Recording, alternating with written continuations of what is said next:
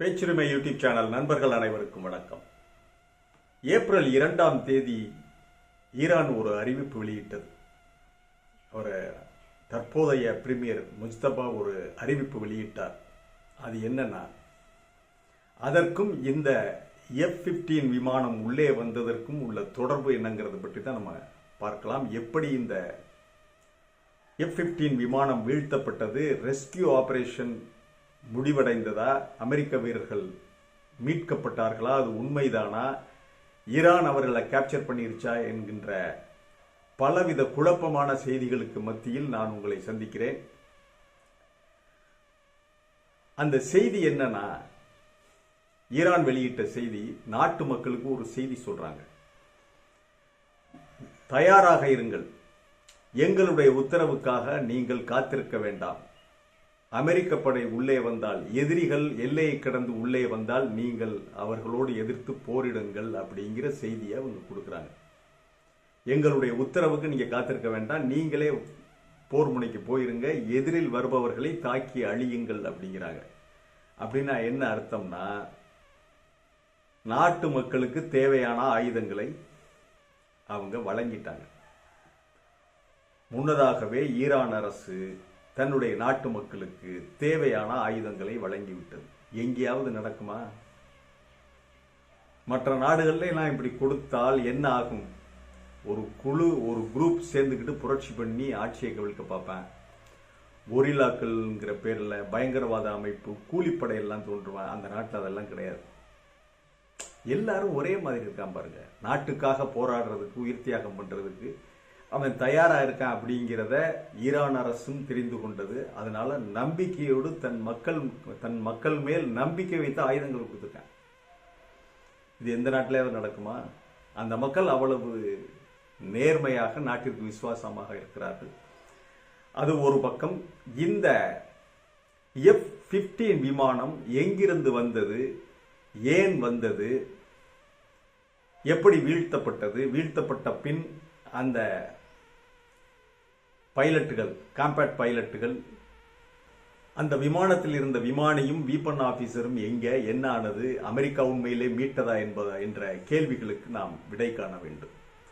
இந்த கௌசட்சான்கிற பகுதியில தான் இந்த F-15 விமானம் வீழ்த்தப்பட்டிருக்கிறது. கௌசட்சான், இந்த சம்பவம் நடந்த குசட்சான் பகுதி ஈரான்ல இருந்து சுமார் 500 கிலோமீட்டர் கீழே இருக்கு, தெற்காக இருக்கு. ஈரான்ல இருந்து மேற்கிலிருந்து தெற்காக, கீழே தென்கிழக்காக இருக்குது. இது எங்க வருதுன்னா, குவைத் மற்றும் ஈராக் பார்டர்ல இருக்குது இந்த நகரம் கொசட்சான்.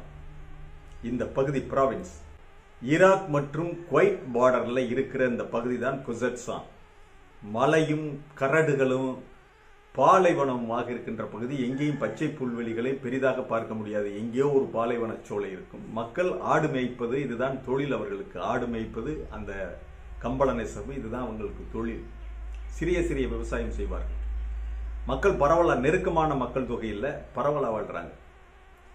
ஏன் இந்த F-15 விமானம் வந்ததென்றால், இந்த F-15 விமானம் A-10 என்ற உளவு விமானத்தை பாதுகாப்பதற்காக வந்த ஃபைட்டர் ஜெட் தான் இந்த F-15.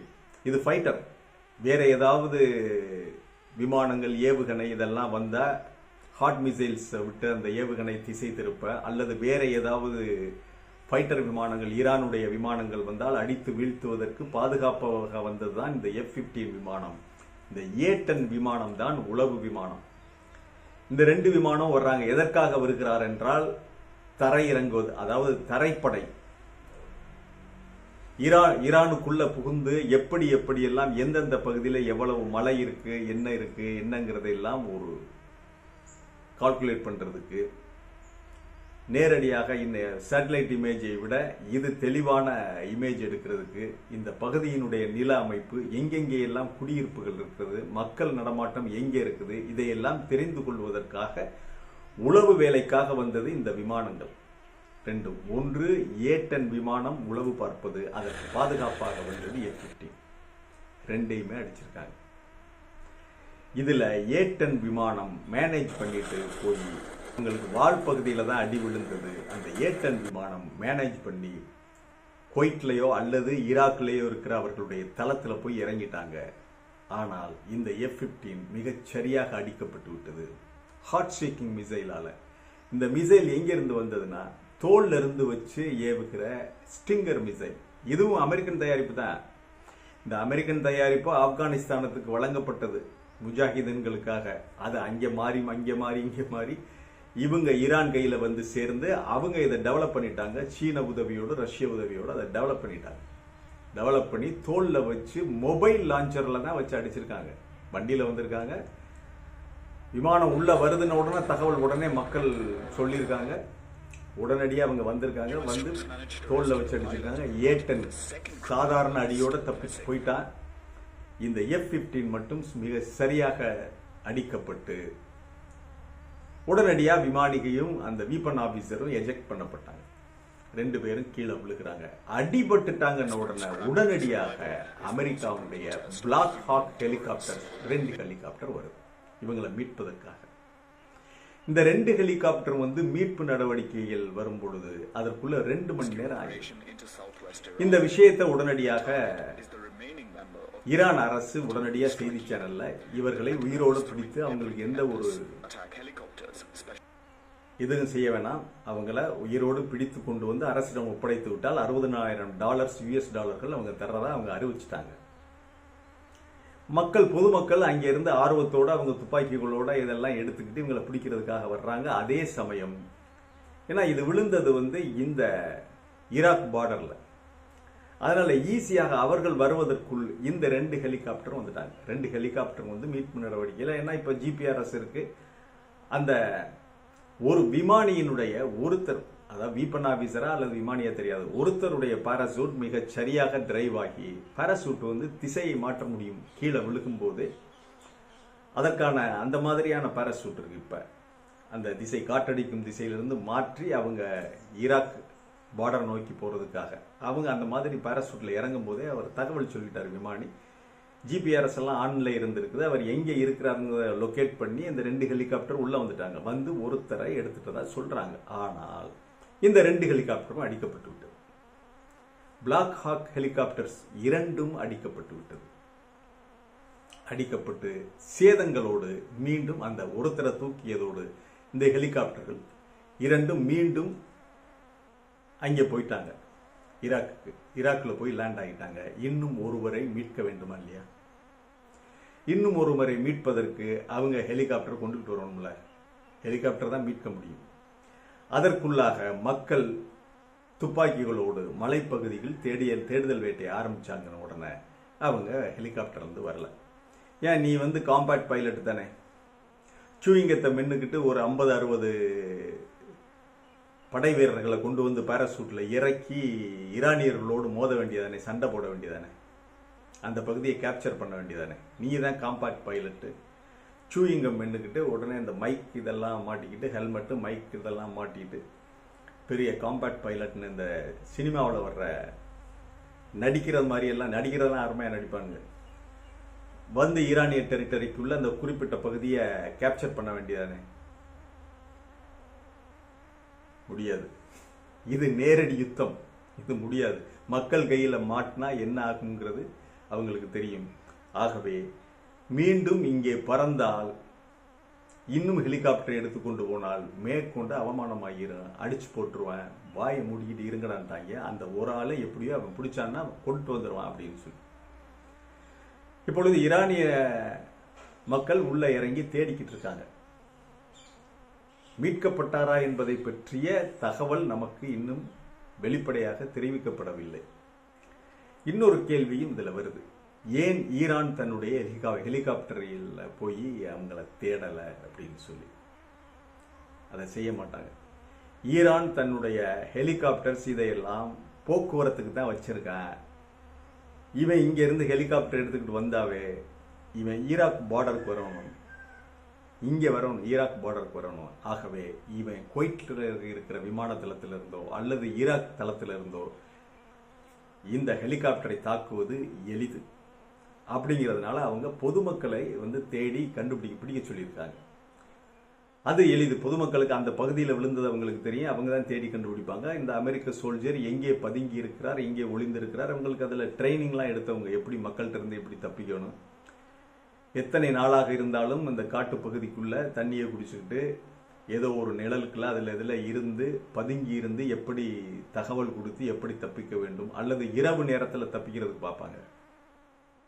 இரவு நேரத்தில் தகவல் சொல்லுவாங்கல்ல, நான் இந்த மாதிரி இந்த இடத்துல இருக்கிறேன், நான் இரவில் தீப்பந்தத்தை கொளுத்தி காட்டுறேன், தீயை கொளுத்தி காட்டுறேன், அந்த இடத்துக்கு கரெக்டாக லொக்கேட் பண்ணி ஹெலிகாப்டரில் வந்துருங்க அப்படிம்பாங்க.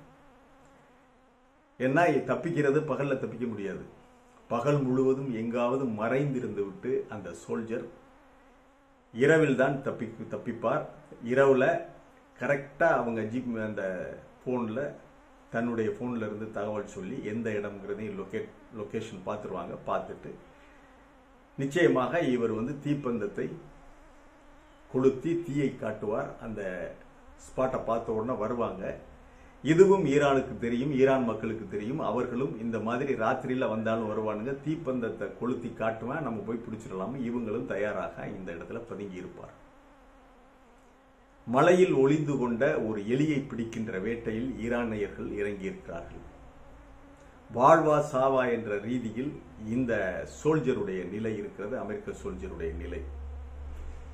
நேற்றைக்கு முன்தினம்தான் டொனால்ட் ட்ரம்ப் அவர்கள் சொன்னார், ஈரானுடைய கம்ப்ளீட் ரேடார் சிஸ்டத்தை நாங்கள் அழிச்சிட்டோம், அவங்கள்ட்ட இந்த விமானங்களை எதிர்த்து தாக்குகின்ற அமைப்பை அழித்து விட்டோம், எந்த ஏவுகணையும் கிடையாது, மிசைலும் கிடையாது, விமானமும் கிடையாது, ஹெலிகாப்டரும் கிடையாது, எல்லாத்தையும் முடிச்சிட்டோம்னு சொல்லி முந்தா நாள் தான் சொன்னார்.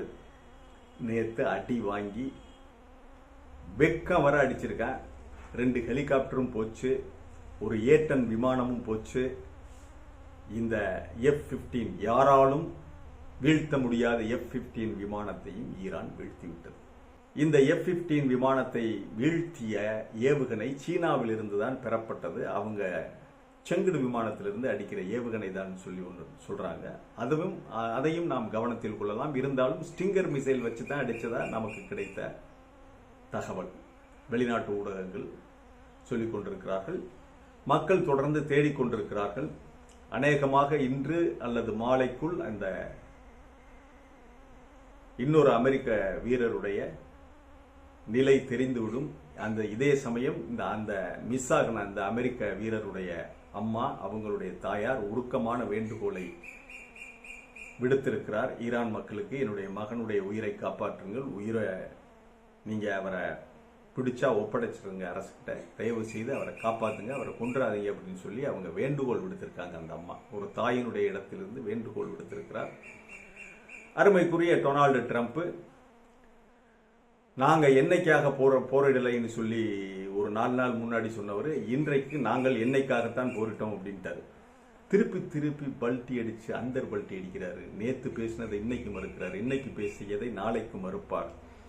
இப்படி மூளை பிறண்டு போனது போல் ஒரு கொலாப்ஸ் ஆகினது மாதிரி மனநிலைக்கு ட்ரம்ப் வந்து விட்டாரோ என்றுதான் என்ன தோன்றுகிறது. ஆகவே முழுக்க என்ன தெரிகிறது என்றால், இந்த F-15 விமானங்கள் எதற்காக வந்தார்கள் என்றால் கிரவுண்ட் இன்வேஷனுக்காகத்தான் அவங்க வந்திருக்காங்க. கிரவுண்ட் இன்வேஷன் எப்படி பண்ணலாம், தரை மார்க்கமாக நான் உள்ள நுழைஞ்சா எப்படி அமெரிக்கன் ட்ரூப்ஸ் நுழையலாம், எந்தெந்த இடத்துல மலைப்பாங்கான இடம் இருக்கு, எங்க குடியிருப்புகள் இருக்கு, என்னங்கிறதெல்லாம் ஒரு கவர் பண்றதுக்காக தான் அவங்க வந்திருக்காங்க. இதை தெரிந்து கொண்டு ஈரான் முன்னதாகவே மக்களை எச்சரித்து விட்டது, கிரவுண்ட் இன்வேஷனுக்கு அவங்க வந்தாங்கன்னா நீங்களே அடிச்சிருங்க அப்படின்னு சொல்லி. ஏன்னா அவங்க அடிச்சுக்கிட்டு இருக்கையில திருப்பி ட்ரூப்ஸ் இங்க வந்துடும். இன்னொன்று முக்கியமான விஷயம், அந்த பார்டர் முழுவதுமே ஈரான் தன்னுடைய படைகளை இன்னும் குவிக்கவில்லை. இது ஒரு முக்கியமான ஒரு வினா. நம்ம பாகிஸ்தான் பார்டர்ல இந்தியா கம்பி வேலி போட்டு அப்படியே பார்டர்ல நின்று எந்த நேரம் பார்த்துக்கிட்டே இருக்காங்க 24 மணி நேரமும். ஈரான் குவைட் ஈராக் பார்டர்ல, தன்னுடைய நீண்ட நெடிய பார்டர்ல ஒரு சோல்ஜரை கூட நிப்பாட்டல, ஒரு ராணுவ வீரரை கூட நிப்பாட்டல. ஏன்? அதனுடைய நில அமைப்பு எப்படி? உள்ளே வரவிட்டு சுற்றி வளைத்துக் கொள்வார்கள். உள்ளே வந்தா அவங்க டேங்குகளோ ஆர்டிலரி பீஸுகளோ இதுகெல்லாம் இந்த கிரவுண்ட் இன்வேஷன்ல இந்த மலைப்பாங்கான இந்த கரடு முரடான இந்த கற்கள் மணல் இந்த பாலைவன தன்மை உள்ள இந்த நிலத்தை தாண்டி வருவது மிகப்பெரிய விஷயம். நொந்துருவாங்க இந்த சோல்ஜர்ஸ் எல்லாம். சவகாசமா வந்த உடனே அடிக்கலாம் அப்படின்னு சொல்லிட்டு சுற்றி வளைக்கலாம், எங்கேயாவது இருப்பாங்க. இவங்க பார்டர் முழுவதும் ட்ரென்ச்சஸ் தோண்டி உட்காரல, பதுங்கு குழி அமைப்புகளை தோண்டியெல்லாம் உட்காரல, பார்டரை திறந்து போட்டாங்க ஈரான். ஆனால் எங்கெங்கேயோ இருக்கிறாங்க, அங்கெல்லாம் இருக்கிறாங்க. இருந்ததுனாலதான் இவ்வளவு தூரம் பார்டருக்கு பக்கத்துல வந்த உடனே அடிச்சுட்டாங்க F-15. அவங்ககிட்ட சாமான்லாம் இருக்கு, விஷயங்கள் இருக்கு. அங்கங்கே அவங்களுடைய, அதாவது ஈராக்ல இருந்து ஒரு 40-50 கிலோமீட்டர் தான் இது. இப்ப இன்சிடென்ட் நடந்திருக்கிற இடம் ஈராக் பார்டர் மற்றும் குவைத் பார்டர்ல இருந்து மிஞ்சி போனால் ஒரு 150 கிலோமீட்டர். இதுதான் அந்த பார்டருக்கும் இதுக்கும் உள்ள டிஸ்டன்ஸ். ஆக இங்க வரைக்கும் அவங்களுடைய ஏர் டிஃபென்ஸ் சிஸ்டம் இருக்கு. வந்தால் அடிப்பதற்கான ஏர் டிஃபென்ஸ் ஹெலிகாப்டரையும் அடிச்சிருக்காங்க, A-10 அடிச்சிருக்காங்க, F-15 அடிச்சிருக்காங்கன்னா அவங்கள்ட்ட எல்லா விஷயம் தயாராக இருக்கிறது.